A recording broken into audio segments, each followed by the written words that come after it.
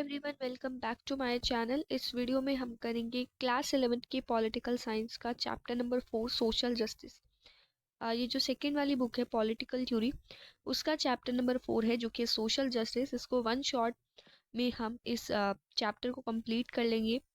तो ये जो चैप्टर है हमारा सोशल जस्टिस, तो जैसा कि आपको पता है कि जस्टिस कौन लाता है, जो कोर्ट्स होती हैं, ठीक है, जो कि हमने जुडिशरी में भी पढ़ा है, जो कि पॉलिटिकल साइंस का चैप्टर है, चैप्टर नंबर 6। तो जुडिशरी जो है वो जस्टिस के लिए होती है, जो सुप्रीम कोर्ट और बाकी की जो कोर्ट्स होती हैं।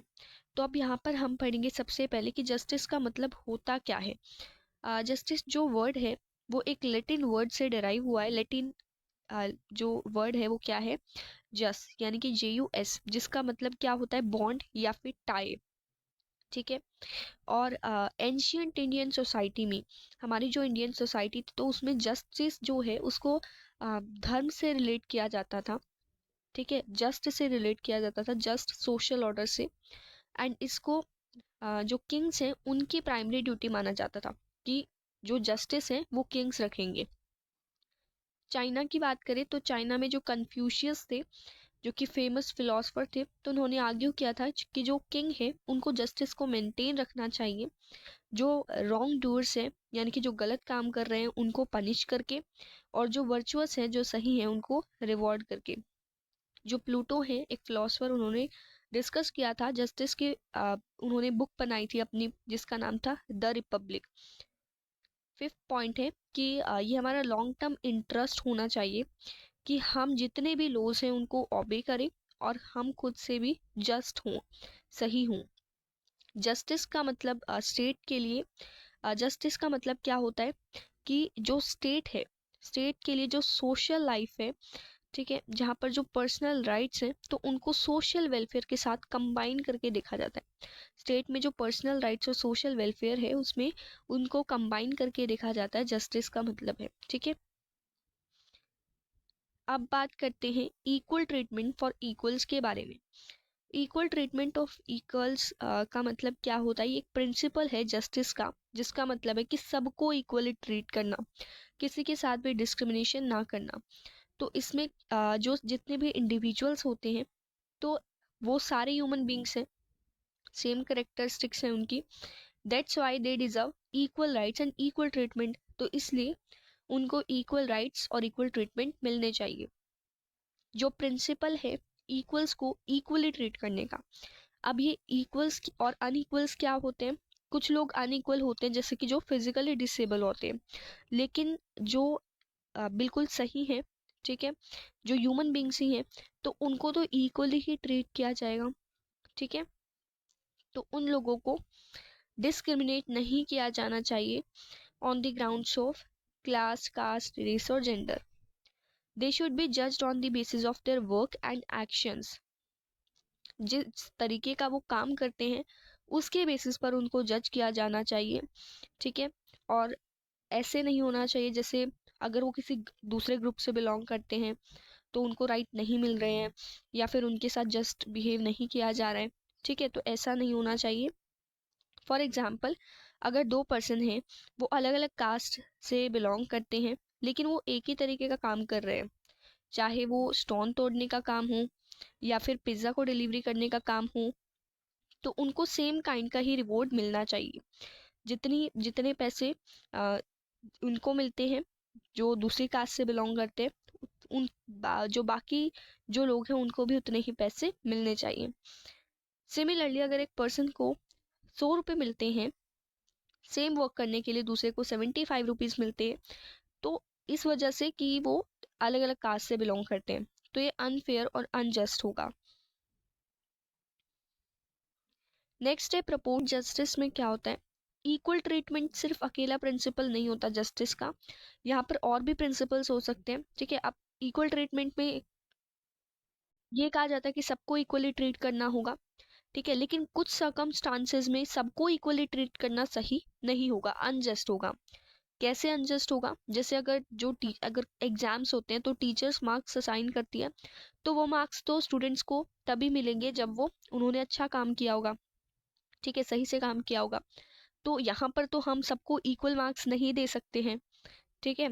और कुछ केसेस में जस्टिस का मतलब होता है कि लोगों को रिवॉर्ड करना प्रपोर्शनली, ठीक है, जिस तरीके की वो काम करते हैं उसी तरीके से उनको रिवॉर्ड करना, उतने जितना उनका टैलेंट है उस हिसाब से उनको रिवॉर्ड करना, क्वालिटी ऑफ देयर एफर्ट को देखते हुए प्रोपोर्शनली रिवॉर्ड करना। लोग जो हैं उनको सेम रिवॉर्ड मिलना चाहिए सेम वर्क के लिए। ये तो हमने इक्वल ट्रीटमेंट फॉर इक्वल में पढ़ा, इक्वल ट्रीटमेंट फॉर इक्वल्स में पढ़ा है।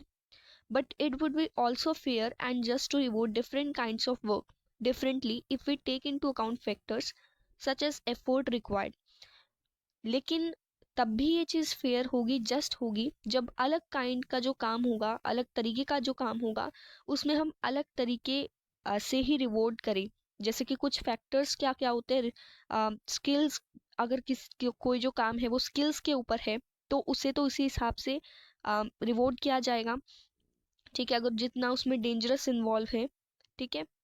जस्टिस के लिए सोसाइटी में जो इक्वल ट्रीटमेंट का जो प्रिंसिपल है उसको बैलेंस करना पड़ेगा प्रिंसिपल ऑफ प्रोपोर्शनैलिटी के साथ, क्योंकि इक्वल ट्रीटमेंट वाला जो प्रिंसिपल है वो कहता है कि सबको इक्वल ट्रीटमेंट मिले, लेकिन जो प्रिंसिपल है प्रोपोर्शनैलिटी का उसमें क्या कहा जाता है कि सबको उनके टैलेंट के बेसिस पर रिवॉर्ड किया जाए। ठीक है। नेक्स्ट है रिकॉग्निशन ऑफ स्पेशल नीड्स, यानी कि अब यहाँ पर जो अनइक्वल्स की बात आती है कि जो लोग अनइक्वल होते हैं उनको कुछ स्पेशल, उनकी जो ज़रूरतें होती हैं उनको पूरा करने के लिए कुछ प्रिविलेजेस उन्हें दिए जाते हैं। ठीक है। तो ये तीसरा प्रिंसिपल है जस्टिस का, जिसमें सोसाइटी जो लोग अनइक्वल हैं जिनको स्पेशल नीड्स की ज़रूरत है तो उनको भी रिकॉग्नाइज करती है रिवॉर्ड्स या फिर ड्यूटीज असाइन करके। जो लोग होते हैं स्पेशल नीड्स की जिनको ज़रूरत होती है, ठीक है, और जिनकी कुछ डिसेबिलिटीज़ होती हैं तो उनको अनइक्वल माना जाता है और उनको स्पेशल हेल्प की ज़रूरत होती है ताकि वो अपने टैलेंट और स्किल को डेवलप कर सके। जो फिजिकल एबिलिटीज़ हैं जैसे कि एज और lack of access to good education, health care, ये कुछ ऐसे फैक्टर्स हैं जिनमें माना जाता है कि ये लोग जो हैं वो अनइक्वल है, which are consider grounds for special treatment. तो ऐसे लोगों को स्पेशल ट्रीटमेंट दिया जाता है काफ़ी सारी कंट्रीज में। अब ऐसा बिलीव किया जाता है कि अगर जो लोग हैं तो वो अलग स्टैंडर्ड ऑफ लिविंग और अपॉर्चुनिटीज अगर उनको मिल रही हैं and equally in all respect with those who have been deprived of even basic minimum needs. अब जो लोग हैं, कुछ लोग तो पूरे स्टैंडर्ड से अपनी लाइफ जो है उनको सारी अपॉर्चुनिटीज मिल रही हैं, ठीक है, वहां पर तो उनको इक्वली ट्रीट किया जा रहा है, लेकिन अब कुछ ऐसे लोग हैं जिनको डिप्राइव किया जा रहा है, उनको बेसिक मिनिमम नीड्स भी नहीं मिल रही है हेल्दी और प्रोटेक्टिव लाइफ जीने के लिए। तो यहाँ पर इक्वालिटी नहीं है, the result is likely to be an unequal society. तो यहाँ पर जो सोसाइटी है वो अनइक्वल हो जाएगी। फॉर एग्जाम्पल, अब यहाँ पर क्या क्या प्रिविलेजेस दिए हैं गवर्नमेंट ने। कॉन्स्टिट्यूशन में रिजर्वेशन जो है गवर्नमेंट जॉब्स की एडमिशन के लिए, जैसे एजुकेशनल इंस्टीट्यूशंस में एडमिशन्स के लिए कुछ ऐसे कोटाज रखे जाते हैं, रिजर्वेशन रखी जाती है, ठीक है, जो लोग शेड्यूल कास्ट या फिर शेड्यूल ट्राइब से बिलोंग करते हैं उनके लिए। अब अगर इनके क्वेश्चंस की बात करें तो यहाँ से सीधे क्वेश्चंस भी पूछे जा सकते हैं।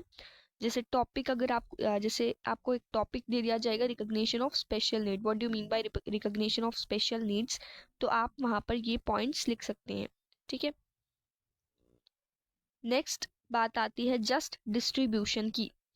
तो social justice just distribution of goods and services का भी ध्यान रखता है कि जो गुड्स हैं, जो सामान है, जो सर्विसेज हैं, वो अच्छे तरीके से, इक्वल तरीके से, जस्ट तरीके से डिस्ट्रीब्यूट हो, चाहे वो नेशंस के बीच में हो या फिर अलग अलग ग्रुप्स या फिर इंडिविजुअल्स के बीच में हो।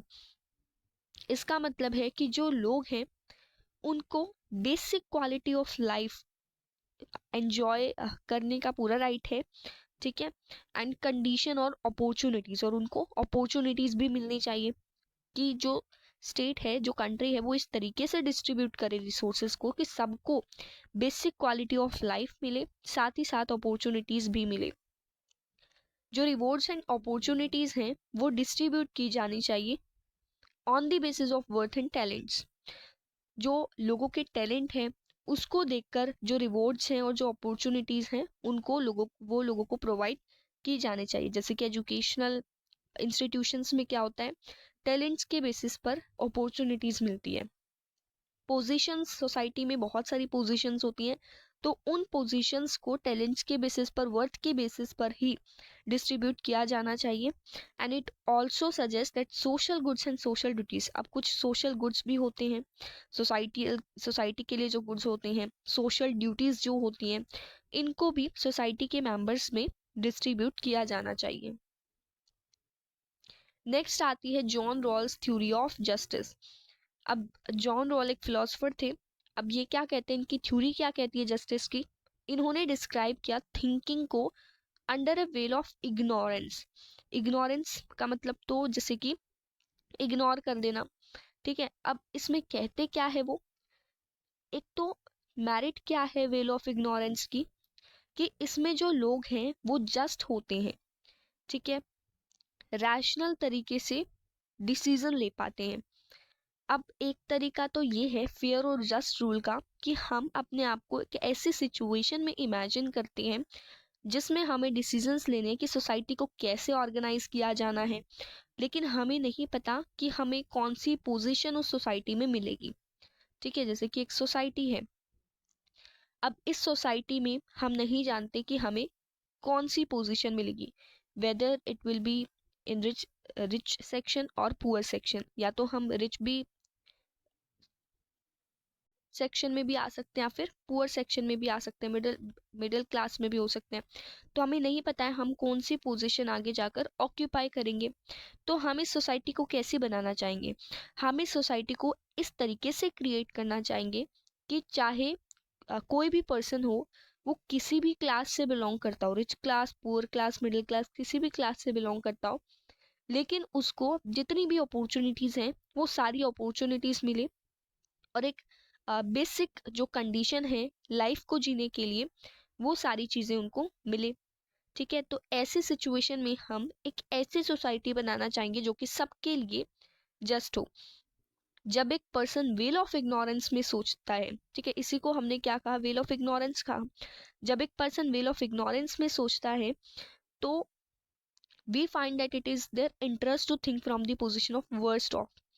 तो हम इस तरीके से सोचेंगे कि अगर हमें बुरी पोजीशन भी मिल जाती है, सबसे वर्स्ट ऑफ पोजीशन भी मिल जाती है, तब भी वहां पर बेसिक कंडीशन जो है वो तो मिले, ठीक है। तो ऐसी जो सिचुएशन है उसमें एक पर्सन जो है वर्स्ट ऑफ के इंटरेस्ट से भी देखता है। Wearing the imaginary well of ignorance, अगर हम वेल ऑफ इग्नोरेंस से सोचते हैं तो एक पहला स्टेप है ऐसे सिस्टम तक पहुंचना जहां पर फेयर लॉज बनाए जा सके, फेयर पॉलिसीज बनाए जा सके, जहां पर सब कुछ जस्ट हो, जस्टिस ही हो। 7.8 will be evident that rational persons will not only see things from the perspective of worst off, ठीक है। अब हो सकता है हमने एक सोसाइटी को क्रिएट करना है, तो हो सकता है उस सोसाइटी में हम वर्स्ट ऑफ पोजीशन पर पहुंच जाए, सबसे बुरी से बुरी पोजीशन पर पहुंच जाए, या फिर हम सबसे अच्छी से अच्छी पोजीशन पर भी पहुंच जाए, ऐसा भी हो सकता है। तो हम क्या सोचेंगे, हम एक तरीके से रैशनल हो जाएंगे, और रैशनल होने के बाद हम इस पर्सपेक्टिव से, वर्स्ट ऑफ के पर्सपेक्टिव से तो सोचेंगे ही, साथ ही साथ हम ऐसी पॉलिसीज भी देखेंगे जो सोसाइटी में जितने भी लोग हैं उन सबके लिए हेल्पफुल हो। जो रॉल्स हैं वो आर्ग्यू करते हैं कि रैशनल थिंकिंग जो है वो एक ऐसी थिंकिंग है जो कि फेयर और इम्पार्शली जज कर सकती है, किस तरीके से कि किस कैसे जो डिस्ट्रीब्यूट करना है हमें बेनिफिट्स को, बर्डन्स को किस तरीके से हमें डिस्ट्रीब्यूट करना है। तो ये तरीके से हमें रैशनल थिंकिंग एक तरीके से हमें पावर देती है फेयर और इम्पार्शली जज करने की, कि कैसे डिस्ट्रीब्यूट करना है हमें बेनिफिट्स को और बर्डन्स को सोसाइटी में। इसलिए समझने का सबसे अच्छा एक एग्जाम्पल है वो क्या है, कि लेटर सपोज कि आपके पास एक केक है। अब उस केक को आपको आपको पता है कि मान लो आपको यह इस साइड का पीस मिलेगा, तो आप क्या करोगे, यहाँ का जो पीस है उसे बड़ा काट लोगे और बाकी सारे जो पीसेस हैं उसे छोटा काट लोगे। लेकिन अगर आपको पता ही नहीं है कि इस केक में से आपको कौन सा पीस मिलेगा, तो आप सबको इक्वल काटने की सोचोगे ताकि सबको इक्वल मिले, किसी को ज्यादा भी ना मिले और किसी को कम भी ना मिले। ठीक है। नेक्स्ट टॉपिक है परस्यूइंग सोशल जस्टिस का। तो इसमें क्या होता है कि justice does not require absolute equality and sameness in the way in which the people live. Justice का मतलब ये नहीं होता है कि एब्सोल्यूट इक्वालिटी हो, मतलब पूरे तरीके से इक्वालिटी हो, हर जगह पर इक्वालिटी हो, क्योंकि हर तरीके से इक्वालिटी होना तो पॉसिबल है ही नहीं। ठीक है, हर तरीके से सेम होना तो पॉसिबल नहीं है। But in a society but a society would be considered unjust. एक सोसाइटी को तब अनजस्ट बोला जाएगा जब जो रिच और पुअर जो लोग हैं उनके बीच के जो डिफरेंसेस हैं वो इतने ज्यादा हैं कि ऐसे लगता है कि जो रिच है और जो पुअर है वो अलग अलग वर्ल्ड्स में रहते हैं। एंड इफ रिलेटिवली डिप्राइव्ड, और जो डिप्राइव्ड लोग हैं, जो लोअर कास्ट के लोग हैं या फिर जो डिप्राइव्ड है, तो अगर उनके पास कोई भी चांस नहीं होगा अपनी कंडीशन को इम्प्रूव करने के लिए। ठीक है, तो ये भी गलत है, अनजस्ट है। A society a just society should provide people with basic minimum conditions. अब एक जस्ट सोसाइटी जो होगी वो सबको बेसिक मिनिमम जो कंडीशंस हैं वो प्रोवाइड करेगी ताकि वो हेल्दी सिक्योर लाइफ जो है वो जी सके, अपने टैलेंट्स को डेवलप कर सके, एज वेल एज उन सबको इक्वल अपॉर्चुनिटीज मिले ताकि वो अपने गोल्स को पूरा कर सके। अब जो लोग हैं उनको हम बेसिक नीड्स प्रोवाइड करते हैं, तो ये रिस्पॉन्सिबिलिटी होती है डेमोक्रेटिक गवर्नमेंट की। स्टेट्स को ट्राई करना चाहिए कि जो सबसे ज़्यादा डिसएडवांटेज मेंबर्स है सोसाइटी के उनको भी दूसरों के बराबर इक्वालिटी मिले। नेक्स्ट जो टॉपिक है वो है last topic, free market versus state intervention. अब फ्री मार्केट का मतलब है कि इंडिविजुअल्स फ्री है। कैसे फ्री है? अपनी प्रॉपर्टी को ऑन करने के लिए and enter into contracts and agreements, कि किस तरीके के कॉन्ट्रैक्ट्स उनको लेने हैं, किस तरीके के एग्रीमेंट्स उनको लेने हैं, इस चीज़ में वो बिल्कुल फ्री है। अपने आप से डिसाइड कर सकते हैं प्राइजेस, वेजेस एंड प्रॉफिट्स। जो सपोर्टर्स हैं वो ये बिलीव करते हैं, जो इसके मार्केट के फ्री मार्केट के सपोर्टर्स है वो बिलीव करते हैं कि जो फ्री मार्केट है उसका मतलब है if free market are free of state interference. अगर जो फ्री मार्केट है उसमें स्टेट की इंटरफेरेंस ना हो, स्टेट इन्वॉल्व ना हो, तो ये अनजस्ट डिस्ट्रीब्यूशन होगा बेनिफिट्स का और ड्यूटीज का। कैसे होगा कि जिनके पास अच्छा टैलेंट है उनको तो उसी तरीके से रिवॉर्ड कर दिया जाएगा, लेकिन जो इनकम्पिटेंट है, जो कंपटीशन में पार्ट ले ही नहीं सकते हैं, जो इतना आगे तक नहीं पहुंच पा रहे हैं, तो उनको कम रिवॉर्ड मिलेगा। Not all the supporters would accept free market. सारे सपोर्टर्स फ्री मार्केट को एक्सेप्ट नहीं करते हैं, कुछ उन पर रेस्ट्रिक्शंस भी एक्सेप्ट करते हैं। फ्री मार्केट जो है वो बेटर क्वालिटी ऑफ गुड्स तो प्रोवाइड करती है गवर्नमेंट से, लेकिन it is the out of the rich of poor. ये पुअर लोगों को नहीं मिल पाते हैं। क्यों? क्योंकि बहुत ज़्यादा कॉस्टली होते हैं। मार्केट डिस्ट्रीब्यूशन जो है वो ज़्यादा चॉइसेस हमें देती है।